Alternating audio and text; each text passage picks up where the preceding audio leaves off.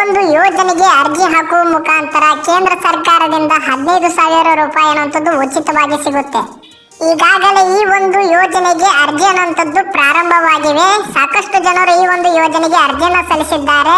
ಇನ್ನು ಈ ಒಂದು ಯೋಜನೆಗೆ ಯಾರು ಅರ್ಜಿಯನ್ನು ಸಲ್ಲಿಸಿಲ್ಲ, ತಕ್ಷಣವೇ ನೀವು ಕೂಡ ಈ ಒಂದು ಯೋಜನೆಗೆ ಅರ್ಜಿಯನ್ನು ಸಲ್ಲಿಸಿ.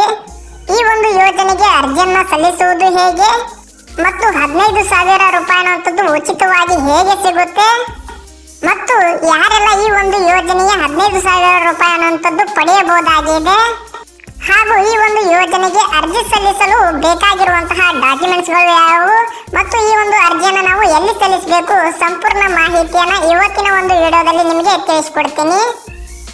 ಅದಕ್ಕೋಸ್ಕರ ಈ ಒಂದು ವಿಡಿಯೋನ ಪೂರ್ತಿ ನೋಡಿ.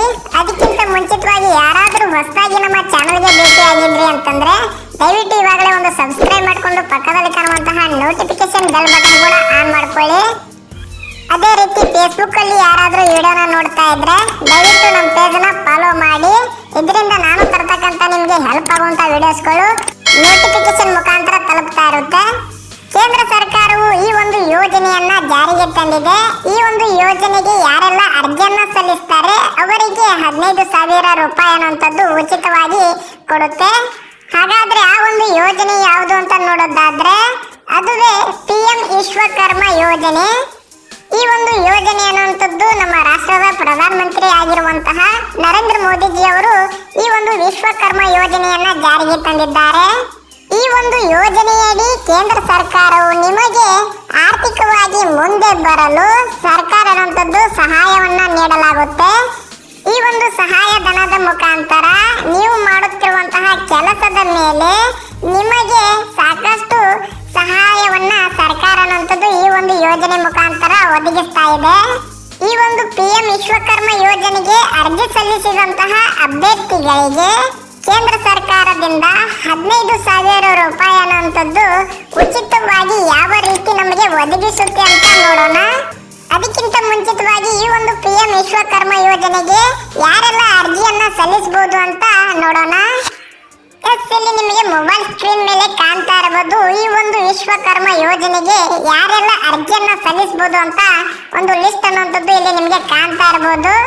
ಟ್ರೈಲರ್ಗಳು, ಗಾರೆ ಕೆಲಸಗಾರರು, ಕ್ಷೌರಿಕರು, ಅಕ್ಕಸಾಲಿಗರು, ಅಗಸರು, ಬಡಗಿ ಅಂದ್ರೆ ಮರ ಕೆಲಸಗಾರರು, ವಿಗ್ರಹ ತಯಾರಕರು, ದೋಣಿ ತಯಾರಕರು, ಆಯುಧ ತಯಾರಕರು, ಚಮ್ಮಾರರು, ಸುತ್ತಿಗೆ ಮತ್ತು ಉಪಕರಣಗಳನ್ನು ತಯಾರಿಸುವರು, ಬೀಗ ತಯಾರಕರು, ಕುಂಬಾರರು, ಕಮ್ಮಾರರು, ಬುಟ್ಟಿ ಚಾಪೆ ಕಸ ಪೊರಕೆ ತಯಾರಕರು, ಆಟಿಕೆ ತಯಾರಕರು, ಹಾಗೆ ಹೂವಿನ ಹಾರ ತಯಾರಕರು, ಮೀನು ಬಲೆ ತಯಾರಕರು, ಇವರೆಲ್ಲರೂ ಕೂಡ ಈ ಒಂದು PM ವಿಶ್ವಕರ್ಮ ಯೋಜನೆಗೆ ಅರ್ಜಿಯನ್ನ ಸಲ್ಲಿಸಲು ಅರ್ಹರಾಗಿರ್ತಾರೆ.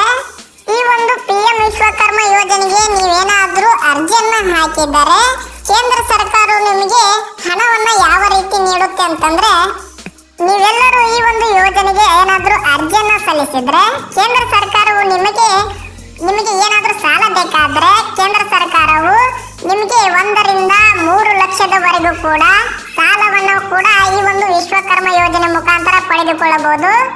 ಜೊತೆಗೆ ಈ ಒಂದು ವಿಶ್ವಕರ್ಮ ಯೋಜನೆಗೆ ಅರ್ಜಿ ಸಲ್ಲಿಸಿದಂತಹ ಅಭ್ಯರ್ಥಿಗಳಿಗೆ 15,000 ರೂಪಾಯಿ ಅನ್ನುವಂಥದ್ದು ಕೇಂದ್ರ ಸರ್ಕಾರವು ಉಚಿತವಾಗಿ ನೀಡುತ್ತೆ ಅಂತ ಹೇಳಿದ್ದೆ.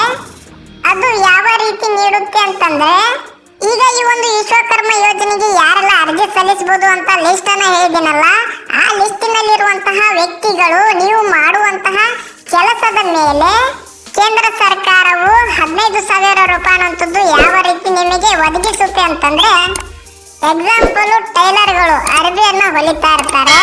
ಅವರು ಮಾಡುವಂತಹ ಕೆಲಸದ ಮೇಲೆ ಕೇಂದ್ರ ಸರ್ಕಾರ ಅನ್ನುವಂಥದ್ದು ಏನ್ ಮಾಡುತ್ತೆ ಅಂತಂದ್ರೆ ಅವರ ಕೆಲಸಕ್ಕೆ ಬೇಕಾಗಿರುವಂತಹ ಸಾಮಗ್ರಿಗಳನ್ನ ಉಚಿತವಾಗಿ 15,000 ರೂಪಾಯಿ ಅನ್ನುವಂಥದ್ದು ಸರ್ಕಾರ ಅನ್ನುವಂಥದ್ದು ಒದಗಿಸುತ್ತೆ. ಆ ಒಂದು 15,000 ಮುಖಾಂತರ ಆ ಒಂದು ಕೆಲಸಕ್ಕೆ ಬೇಕಾಗಿರುವಂತಹ ಸಾಮಗ್ರಿಗಳನ್ನ ಉಚಿತವಾಗಿ ನೀವು ಪಡೆದುಕೊಳ್ಳಬಹುದು. ಅದೇ ರೀತಿ ಬುಟ್ಟಿ ಹೊಲೆಯವರು, ಚಾಪೆ ಹೊಲೆಯವರು, ಹೀಗೆ ಮುಂತಾದ ವಿವಿಧ ಲಿಸ್ಟ್ಗಳನ್ನ ಹೇಳಿದನಲ್ಲ, ಅವರ ಕೆಲಸಕ್ಕೆ ತಕ್ಕಂತೆ ಸರ್ಕಾರ ಅನ್ನುವಂಥದ್ದು ಉಚಿತವಾಗಿ 15,000 ರೂಪಾಯಿಯ ಸಾಮಗ್ರಿಗಳನ್ನ ಅವರ ಕೆಲಸಕ್ಕೆ ತಕ್ಕಂತೆ ಆ ಒಂದು ಯೋಜನೆ ಮುಖಾಂತರ ನಿಮಗೆ ಒದಗಿಸುವಂಥದ್ದು.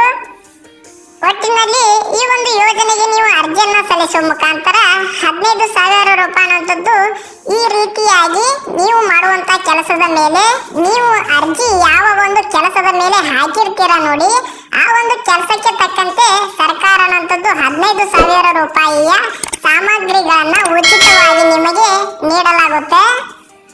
ಜೊತೆಗೆ ಮತ್ತೊಂದು ಗುಡ್ ನ್ಯೂಸ್ ಏನಂತಂದ್ರೆ, ನಿಮಗೆ ಉಚಿತವಾಗಿ 7,500 ರೂಪಾಯಿ ಅನ್ನುವಂಥದ್ದು ಸಿಗುತ್ತೆ. ಇದನ್ನ ನೀವು ಪಡೆದುಕೊಳ್ಳಬೇಕಾದ್ರೆ ಸರ್ಕಾರ ಅನ್ನುವಂಥದ್ದು ನಿಮ್ಮ ಜಿಲ್ಲೆಗಳಲ್ಲಿ ಕೆಲವೊಂದಿಷ್ಟು ಕೆಲಸಕ್ಕೆ ಸಂಬಂಧಪಟ್ಟಂತಹ ಮಾಹಿತಿಯನ್ನು ಒದಗಿಸ್ತಾ ಇರುತ್ತೆ.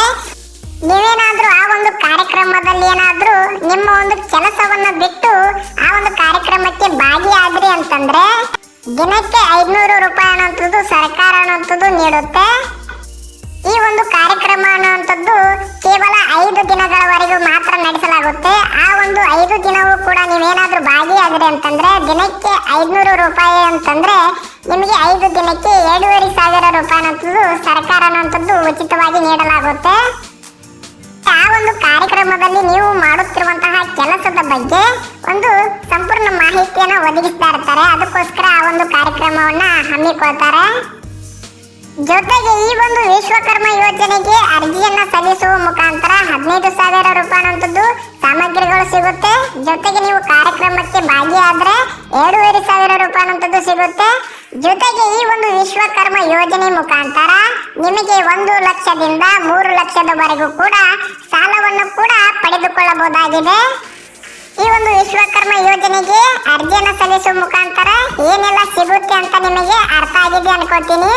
ಹಾಗಾದ್ರೆ ಈ ಒಂದು ವಿಶ್ವಕರ್ಮ ಯೋಜನೆಗೆ ನಾವು ಎಲ್ಲಿ ಅರ್ಜಿ ಸಲ್ಲಿಸಬೇಕು ಮತ್ತು ಅರ್ಜಿ ಸಲ್ಲಿಸಲು ಬೇಕಾಗಿರುವಂತಹ ಡಾಕ್ಯುಮೆಂಟ್ಸ್ಗಳು ಯಾವ್ಯಾವು ಅಂತ ನೋಡೋದಾದ್ರೆ, ಇಲ್ಲಿ ನಿಮಗೆ ಮೊಬೈಲ್ ಸ್ಕ್ರೀನ್ ಮೇಲೆ ಕಾಣ್ತಾ ಇರಬಹುದು ಯಾವೆಲ್ಲ ಡಾಕ್ಯುಮೆಂಟ್ಸ್ಗಳು ಬೇಕಾಗುತ್ತೆ ಅಂತ.